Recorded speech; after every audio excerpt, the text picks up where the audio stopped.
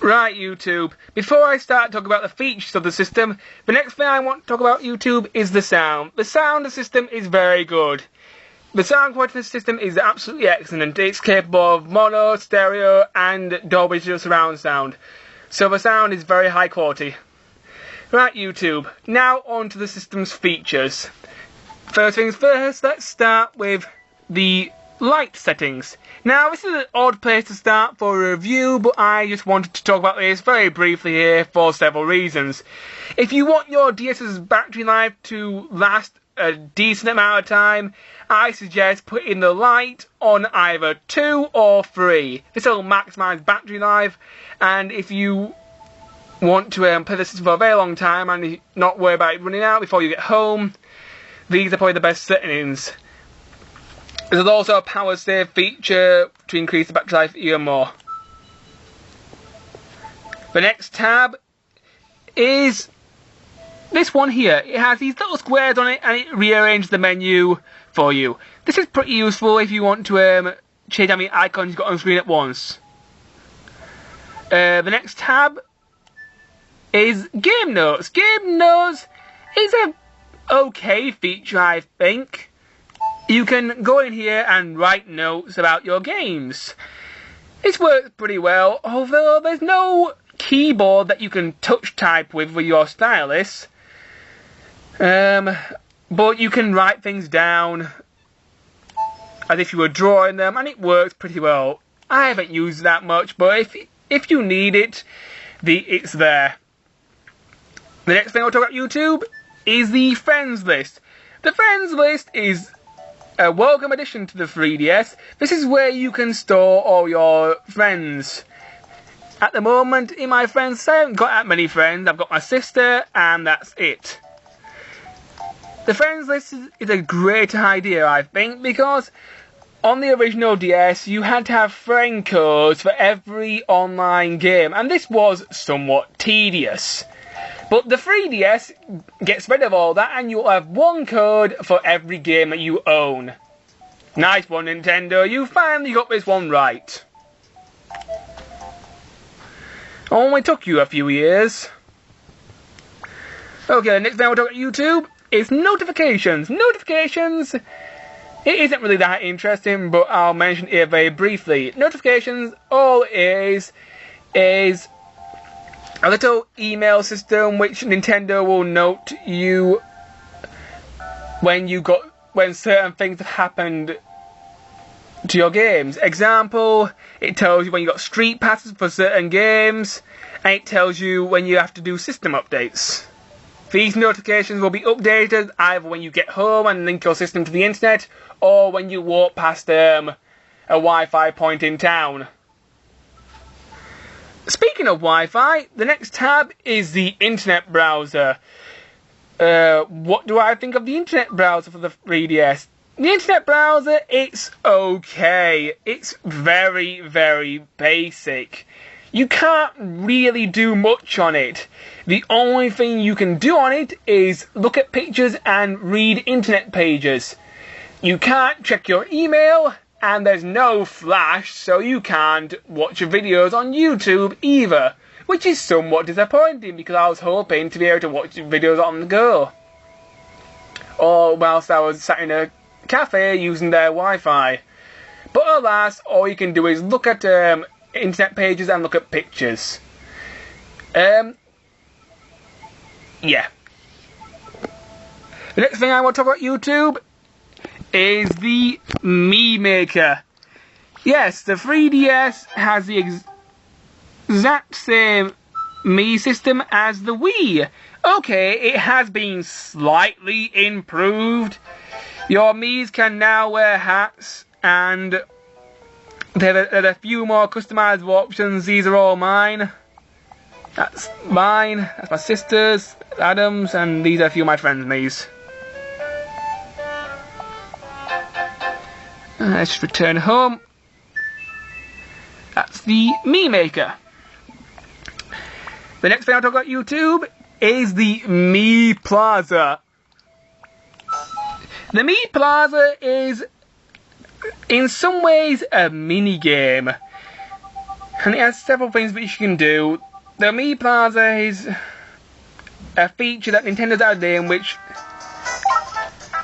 some of the features are mini games, some of them are just extra stuff. The first thing you can do in the Me Plaza is play mini games. You got 2 mini games available at the start. You got Puzzle Swap, where if you walk past a person whilst you're out about with your DS on wireless mode, you can collect puzzle pieces of certain Nintendo franchises. The only one I've completed so far is Kirby. I'll show it later. The second minigame is Street Pass Quest. Street Pass Quest is an RPG, but it's very basic. You collect Miis to battle in it, and once you've collected some Miis, you can go through these rooms, and you can also buy characters with play coins, which you get whilst walking around, whilst your desk is turned on. And once you've got some of these play coins, you can fight some enemies, and if you manage to beat the enemies, you can unlock hats for your Mii. There's also a sequel to Street Pass Quest, which is called Street Pass Quest 2, which has even more hats to unlock.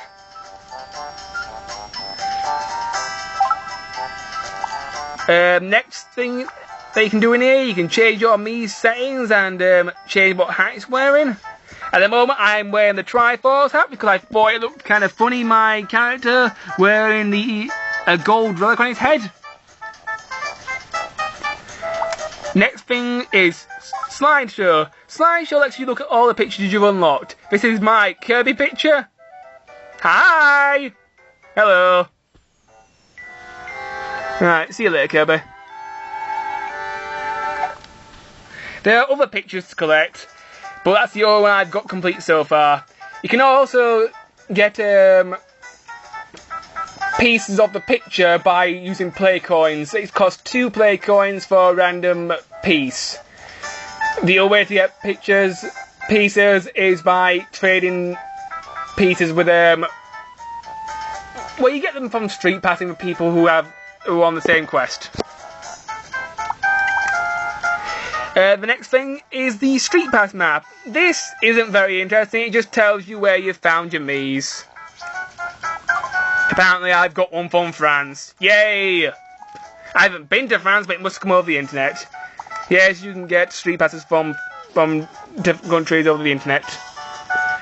The next thing is accomplishments. These are basically achievements, and if you do certain things in the Me Plaza, you get a little achievement. Yay! And if you complete certain achievements, you also get some music to listen to. Yay! The last tab is the settings. The 3D and 2D camera. Okay, what can I say about the Nintendo 3DS's camera? Well, it's not great, to be honest. Now, I have several cameras at my house. I've got my phone, which I use to record my videos, as you know, and I've also got my stepfather's got a digital camera, which I've used on all occasions. And as far as quality is concerned, the 3DS's camera, it isn't great. From what I've heard on Wikipedia, the quality of the camera is 0.3 megapixels, which is poor. You can take 3D photos, and they look okay, but since the camera's only 0.3 megapixels, it's not really that good.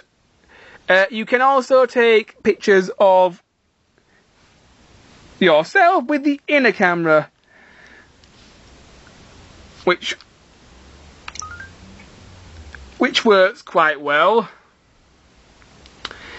The inner camera is the best camera out of the 2 cameras. Hello, that is me. The thing can also shoot video, but I wouldn't recommend shooting videos on this thing for several reasons. It's not a very good video camera, and the video camera also drains your battery quite fast. all in all, I think the 3DS cameras are pretty poor. The outer ones are not good. The inner ones, passable, I'd say. You're better off using your phone or a digital camera, in my opinion. The next thing I want to talk about YouTube is the MP3 player. The MP3 player is a pretty good feature in the Nintendo 3DS. In here you can play music. All you got to do is copy a track onto your memory card and you can listen to them to your heart's content. It's a pretty good idea, but it's not as good as the Xbox's MP3 player, because the Xbox's MP3 player you can listen to the music while you're playing the game, whereas this one, all you can do is listen to the music and that's it. But if you don't have an MP3 player, I suppose you could use this if you wanted to. Right, YouTube, the next thing I want to talk about is the eShop. Just give me a moment to boot it up. There we go, it didn't take too long, my internet connection is pretty good. Right, what do I think of Nintendo's eShop? Nintendo's eShop, it's pretty good. It's not too difficult to navigate, although I kind of wish it was similar to the Wii's eShop, because the Wii's eShop is easy to find certain things, but it's mostly a good downloadable service. On here at the moment you can download Game Boy original games, Game Boy Color games, 3DSi games, and DSi games, and you can download videos and other stuff. The prices vary. For a Game Boy game, it can be £3 or £4 in the UK. For a Game Boy Color game, it can be in between £4 and £5, and sometimes even £6. Now, as for the 3DS games, yes, recently Nintendo let you download 3DS games through the eShop. I want to make a very, very big complaint here. When Nintendo released New Super Mario Bros. 2 on the eShop, they made a very stupid mistake with their pricing. Guess how much they charge for this thing in UK pounds? 40 quid for a downloadable game, and in the shops this thing is £32 or £34 or £30. Nintendo, this is not the way you make downloadable prices for games. Period. When you're making prices for downloadable games, they need to be lower than what they are in the shops for several reasons. Reason number one, firstly, you're not paying for a box, therefore you're not paying for the materials to create the box. Reason number two, you're not paying for the papers inside. Reason number three, you're not paying for the materials to make the cartridge either. So all that cost is eliminated. Nintendo did try and cushion this blow by giving you extra Nintendo stars to justify the £40 price tag. Sorry Nintendo, 500 extra Nintendo stars does not compensate adding an extra £10 onto the price when you buy it out of the shop at a lot cheaper. So if you're going to keep releasing games on the eShop, please make them lower than the actual high street, because no one's going to buy them at £40 when the shop sells them for considerably less. Okay, YouTube, now my rant's over, the next thing I want to talk about is Downloadable Play. Downloadable Play is a little option on the 3DS where you can download certain things. Let's say if you have a Wii and if you want to download a DS demo, you can use this to download a demo. It's a pretty good feature if you want to test out DS games. You can also use this to play two-player mode on certain titles, such as Star Fox 64 3D. If you want to play this game in 2-player mode, you have to use the download feature. I have no idea why they chose that design choice, but that's how it works. Oh no, I think it's a pretty decent feature if you want to download demos and play multiplayer on games that you don't have. The next thing to talk about YouTube is Nintendo Zone. Nintendo Zone is a service which you can use whilst you're out and about to watch videos and learn about games and other stuff. It's okay, but I don't find myself using it that much. Most of the time I research games at home on my laptop because it stays battery in my 3DS. The next thing I want to talk about YouTube is the activity log. The activity log is a pretty decent feature of the 3DS. This thing logs all the things that you've done throughout the days that you've played your DS. You can check which games you've been playing. And you can also check how many times you've played them. And that sort of thing. But the final thing I want to talk about YouTube is the settings menu. The settings menu is pretty self-explanatory. This is where you'll change your game's system settings. Okay, the next thing I want to talk about YouTube is built-in games. There are several built-in games on the 3DS. I've already talked about 2 of them. The first 2 I talked about was the puzzle swap quest, where you can swap puzzle pieces with the Mii's and unlock pictures of Nintendo stuff. The second one was the Street Pass quest, where you kill enemies and collect hats. The next built-in game I want to talk about is in one of my folders. One of the recent updates for the 3DS was the folder system, and you can store certain icons in folders. My other built-in games are in here. The first built-in game I'm going to talk about YouTube is Space Raiders. Now I have no idea how I'm going to show this on YouTube, but I will do my best. Please, give me a moment. Right, YouTube, I think I have a solution to showing this game. The camera in my left hand, the 3DS in my right hand. Let's play Space Raiders. Space Raiders is a very simple mini-game. First things first, I need to take a picture of a face. Right, YouTube, I've taken a picture of her face. This is my Resident Evil 5 poster, and this is Chris Redfield. Hello, Chris Redfield. You weren't very good in Resident Evil 5, but you're pretty decent in Resident Evil 6, I suppose. Now, what is Space Raiders, you may be asking? Well, Space Raiders is a virtual AR sort of game, where you have to shoot at faces and score points. It's quite a lot of fun, and there are several different stages, and it can be quite amusing.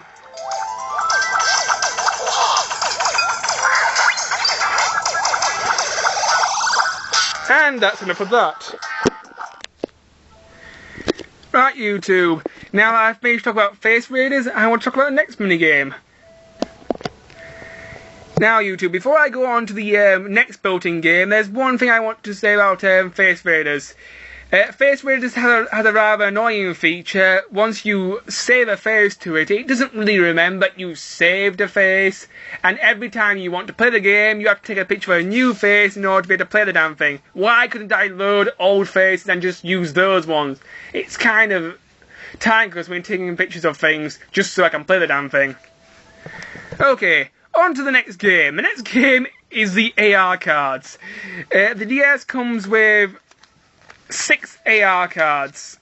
There's the question mark card and the character cards. Character cards includes Mario, Link, Kirby, Samus, and my favourite, the Pikmin. These AR cards can be used in a variety of ways. Just give me a moment to set the camera up and we'll have a little look at them. Right, YouTube, I've used the exact same trick as before, so let's see how well this goes. My first complaint with the minigame, or built-in game, the AR cards. The game has a little tutorial which you have to scroll through every time you want to use these bleeding things. I wish the game would save when you are using the AR cards, so you don't have to keep going through the bloody tutorial. It's very annoying. Right, I've scanned the card. Place for it. And out of the card pops a little cube. Hello, little cube. Where you shoot the cube with the A button, and more cubes appear. This is the main menu for the AR cards. Graffiti allows you to draw pictures, it's okay. Star Picks allows you to look at Nintendo characters, I'll do that one first. Let me just grab a Nintendo card. And here's our friends the Pikmin. Hello, Pikmin. You can do several things with the card. If you press the buttons, you can change their pose and that sort of thing. Right, YouTube. The next thing I want to talk about is Me Pics. Me Pics, you can use the AR card and you can see your Me in full 3D. This is a pretty good feature. I've seen some Nintendo Max pictures with people's Mii's sat on a park bench and stuff like that. The next thing I'll talk about is Airshoot. Airshoot is a little mini game where you play golf with a pool cue, and it's okay. It can be pretty fun. The next thing I'll talk about is shooting. This is a little mini game. It's kind of fun. You shoot a dragon with balls. I'll show it off in a moment. Fishing. This is okay, but it does use the 3DS's motion controls, and personally, I didn't think the 3DS needed motion controls. And also, this blue cube is for the shop. If you collect play coins, you can buy more levels and more features for the AR cards. There's also some other AR cards out there. There were some featured in Kingdom Hearts Dream Drop Distance, and there was also some featured in Kid Icarus Uprising, and there's also some for the Pokédex where you can look at Pokemon in 3D. But I'm not very fond of the Pokédex. If I want to use a Pokédex, I will use the one in the game, or Bulbapedia, because it doesn't involve buying a piece of software which I don't need. Okay, have a quick look at the shooting game, which is the best AR game, period. Hurry up already.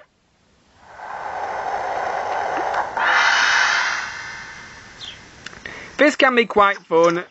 All you gotta do is shoot targets, and it works pretty well. Right, YouTube, that's it for the AR cards. Right, YouTube, the next thing I want to talk about is the system's ability to play older games. The system has a downloadable feature where you can download Game Boy games and Game Boy Color games and other games from older systems, and the games themselves, they play quite well. I'll just bring up Super Mario Land here, which I had when I was a kid, and it was awesome. I may review this game at a later date.